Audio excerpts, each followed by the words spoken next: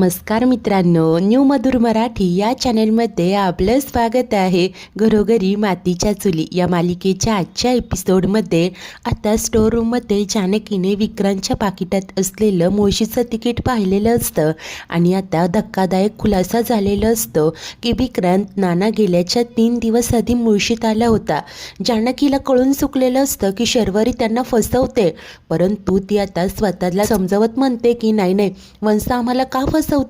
परंतु जर का हे तिकीट खरं आहे याचाच अर्थ वंश आमच्याशी खोटं बोलताय, त्या काहीतरी लपवताय. आता इकडे जानकी हादरून गेलेली असते, तिच्या डोळ्यात पाणी असतं. तर त्याच वेळेस दुसरीकडे शर्वरी आणि राहुल मात्र खूप खुश असतात. दोघेही आता या अग्निभोवती 5वा फेरा घेत असतात आणि त्यानंतर एकमेकांचा हात हातात घट्ट घेत खूप खुश होत असतात. ऐश्वर्या इतर सर्वच जण तिकडेच असतात. त्याच वेळेस इकडे जानकी मात्र डोळे पुसत म्हणते की वंश, जर तुम्ही आम्हाला फसवत असाल ना तर मी तुम्हाला सोडणार नाहीये. हे तिकीट यावरून तर हेच कळतंय की ऐश्वर्याचा संशय खरा होता. नाही ते काही नाही, मला याचा जाब विचारायलाच हवा. असं म्हणत जानकी आता डोळे पुसते. पुन्हा एकदा त्या बॅगमधले कपडे व्यवस्थित ठेवून ती बॅग कपाटावर ठेवते आणि आता ती बाहेर आलेली असते. त्यानंतर जानकी मात्र इकडे बाहेर आलेली असते. ऐश्वर्याकडे येऊन म्हणते की 1 मिनिट ये ना. ती विचारते की काय ग, काय झालंय. तेव्हाच राहुल आणि शर्वरी अग्निभोवतीचा 6वा फेरा पूर्ण करत असतात. आता ऐश्वर्या बाजूला येते. जानकी तिला ते तिकीट दाखवते. आता ऐश्वर्या धक्क्याने म्हणते की अगं हे तर. तेव्हा जानकी सांगते की होय, शर्वरी वंश आपल्याला फसवताय, तुझा संशय खरा होता. हे तिकीट मला स्टोर रूममध्ये मिळालं. असं म्हणत जानकी तिच्याशी बोलत असते आणि इतक्यात शरूने 7वा फेराही पूर्ण केलेला असतो आणि गुरुजी सांगतात की हा विवाह सोहळा संपन्न झाला, आजपासून तुम्ही दोघे पती पत्नी आहात. ते ऐकताच सर्वच जण टाळ्या वाजवू लागतात.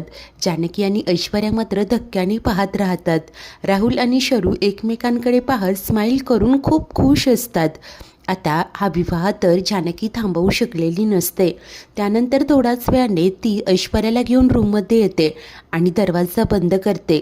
जानकी सांगते की तुझा संशय बरोबर होता, शर्वरी वंश आपल्याशी खोटं बोलताय, फसवताय त्या आपल्याला. तेव्हा ऐश्वर्या म्हणते की वा, अगं इतक्या दिवसांपासून जी गोष्ट मी तुम्हाला कानी कपाळी ओरडून सांगत होते, आज तीच गोष्ट तू मला सांगते. मी सांगत होते शर्वरी आपल्याला फसवते, ती खोटारडी आहे, पण कोणीच मला सिरियसली घेतलं नाही. तू सुद्धा माझं ऐकलं नाही जानकी. तेव्हा जानकी बोलते की असं नाहीये, अगं त्यांनी खूप हुशारीने हे सगळं केलं, सगळ्यांचा विश्वास मिळवला. तुम्ही बेसावध मुळीच नव्हते. कोर्टात मला संशय आला होता, मी बोलले होते की नाही, तुलाही म्हटलं होतं. परंतु तेव्हा अवंतिकाने मला सांगितलं की माणसाच्या आयुष्यात अशा काही घटना घडतात की ज्यामुळे काळ वेळ सगळंच लक्षात राहतं. तिला आता त्यावेळेसचं अवंतिकाचं बोलणं आठवत असतं. कशा प्रकारे जेव्हा कोर्टात तंतोतंत वेळा सांगितल्यानंतर जानकीने शरूवर संशय घेतला, तेव्हा अवंतिकाने समजावलं होतं की शरू त्यांच्या बाबतीत असाधारण गोष्ट घडलीये, तो दिवस त्यांच्या मनावर कोरला गेलाय. आता जानकी हे सर्व काही ऐश्वर्याला सांगते आणि म्हणते की त्यानंतर मी ते सगळं डोक्यातनं काढलं, परंतु वाटलं नव्हतं त्यानंतर इतकं सगळं घडेल. घरात किती तमाशे झाले होते, आईंच्या तब्येतीवर येत होतं आणि तसंही शर्वरी वंश आणि राहुल तर एकमेकांवर प्रेम करतच होते. ते पुन्हा लपून छपून भेटणार, पुन्हा तेच तमाशे. म्हणून मला असं वाटलं की त्यांचं लग्न लावून देऊया आणि आईंची देखील तीच इच्छा होती, म्हणून मी हे सगळं. परंतु हे करताना मी अजिबात बेसावध नव्हते. माझं शर्वरी वंशांकडे, त्यांच्या बोलण्याकडे पूर्ण लक्ष होतं. मला त्यांच्या हालचाली खटकत होत्या, परंतु मी कधीच त्याकडे तू बघतेस ना त्या दृष्टीने बघितलं नाही. का तरी वाटत होतं की काहीतरी गडबड आहे आणि जसं मला हे तिकीट मिळालं तसं मी तुला येऊन सांगितलं. तेव्हा ऐश्वर्या बोलते की होय, याचाच अर्थ विक्रांत 3 दिवस आधी मुळशीत आला होता. ही गोष्ट शर्वरीला देखील माहिती होती, परंतु मग विक्रांत इथे आपल्याकडे का नाही आला, आपल्याला का नाही भेटला. जानकी गोंधळत म्हणत असते की हो अगं, एरवी तेरवी तर विक्रांत भाऊची मुळशीत आल्यानंतर ऋषिकेशला एखादा कॉल मेसेज आणि इतक्यात तिला क्लिक होतं की विक्रांतने नानांना तर फोन नसेल ना केला, त्यांना काही सांगितलं नसेल ना. तेव्हा ऐश्वर्या म्हणते की माहिती नाही गं, परंतु या शर्वरीने खूप मोठा काहीतरी घोळ घातलाय. ती आपल्याला जे सांगते ते सगळं खरं नाहीये. नक्की म्हणते की होय, तेच तर आपल्याला शोधायचं आहे. आणि इतक्यात ओवी लगेच आतमध्ये येते. खुश होऊन म्हणत असते की ये, राहुल काकाने मला पैसे दिले, मला त्यांना त्यांचे बूट परत करायचे, कुठे आहेत ते? तेव्हा जानकी सांगते की हो बाळा आहेत, देते हो मी. आता ओवी म्हणत असते की नाही आई, दे ना गं, नाहीतर आजी ओरडेल मला, प्लीज दे ना गं आई. तेव्हा जानकी सांगते की अगं मी ऐश्वर्या काकूशी काहीतरी महत्त्वाचं बोलते, तू थांब ना.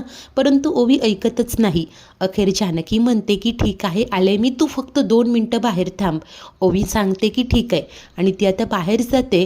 आता जानकी काही बोलणार तेच अवंतिका तिकडे येते आणि बोलते की काय हे तुम्ही दोघी इथे काय करताय? तिकडे लग्न झालं, सगळे विधी झाले, सगळे बोलावताय. तेव्हा आता पुन्हा एकदा ओवीने जानकीला आवाज दिलेला असतो.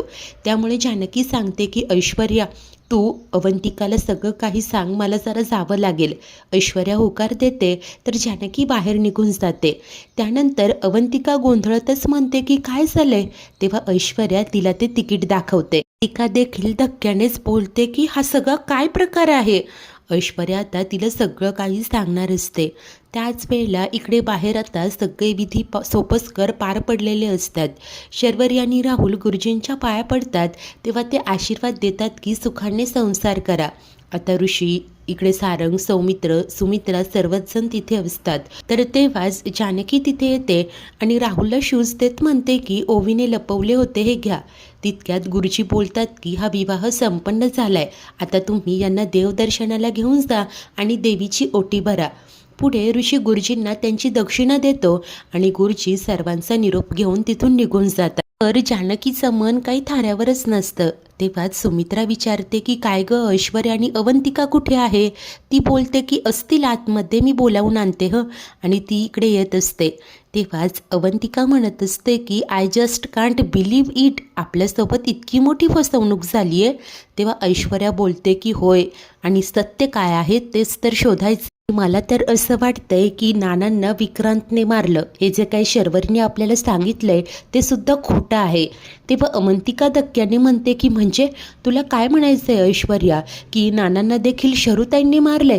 तेव्हाच जानकी तिथे येते. तिने हे ऐकलेलं असतं आणि ती धक्क्यानेच उद्गारते की काय ऐश्वर्या? तेव्हा ऐश्वर्या सांगते की जानकी, अगं हे सुद्धा असू शकतं. या तिकिटावरून बऱ्याच गोष्टी क्लिअर होत आहे.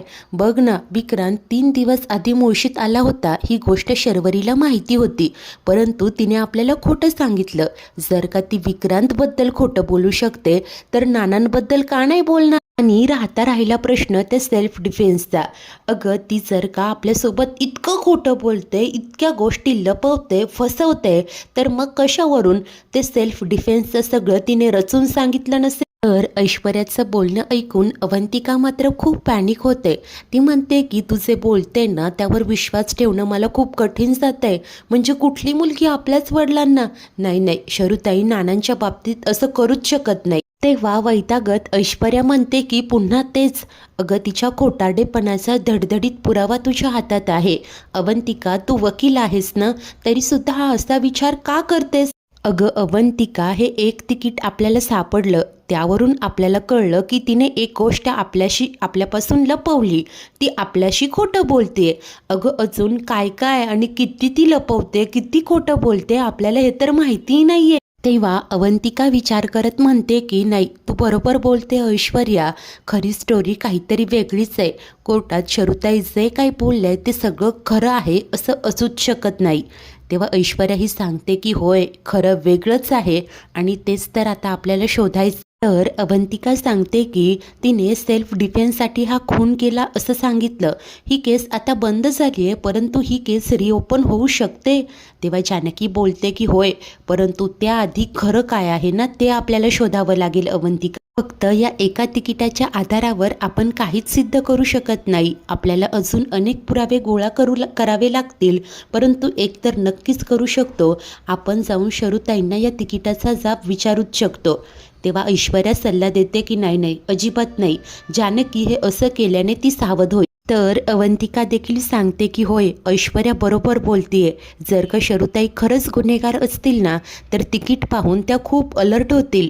जानकीलाही त्यांचं म्हणणं पटतं आणि ती आता ठरवते की ही गोष्ट फक्त आपल्या तिघींमध्ये राहील आणि जे काही करायचे ते खूप सावधगिरीने करावं लागेल. आणि पुढे जानकी सांगते की आपल्याला सगळ्यांसमोर नॉर्मल वागावं लागेल, खास करून शर्वरी वंसन पुढे. आता तेव्हाच सुमित्रा या तिघींना आवाज देते, त्यामुळे तिघीही घाईघाईने बाहेर येतात. आता बाहेर आल्यानंतर जेवणाला पंगत बसलेली असते. ताट छानपैकी वाढलेलं असतं. तर तेव्हाच सुमित्रा म्हणते की इडापिडा टळो, तुमच्या मागची सगळी संकटं टळोत, छान सुखाने संसार करा. आणि आता सुमित्रेच्या डोळ्यात पाणी येतं. तेव्हा ऋषी बोलतो की आई, अगं काय हे, इतका आनंदाचा क्षण आहे, तुझ्या डोळ्यात हे असं पाणी, हस बघू. तेव्हा ती सांगते की अरे आनंदातच आहे मी, आता सगळं शरूच्या मनासारखं झालंय की नाही. ती खुश आहे म्हटल्यावर मी देखील आनंदातच आहे. सुमित्रेचं हे सगळं भोळं प्रेम, तिची माया पाहता जानकी ऐश्वर्याला आणखीच काळजी वाटत असते. तर त्यानंतर सुमित्रा सांगते की शरू चल बघू, आता नाव घे आणि त्यांना घास भरव. सारंग देखील सांगतो की हो ताई, छान उखाणा घे. तर ऋषी देखील सांगतो की हो शरू, नाव घे. परंतु ती लाजूनच बोलते की ए काही काय. तेव्हा आता ऋषी म्हणतो की अगं नाव घे, लाजतेस काय. ती म्हणते की अरे लाजत नाही पण.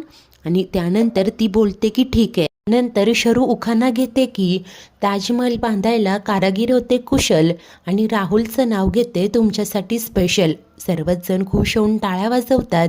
त्यानंतर शरू राहुलला गोडाचे एक घास भरवते आणि सांगते की ये आता तुझा नंबर ह.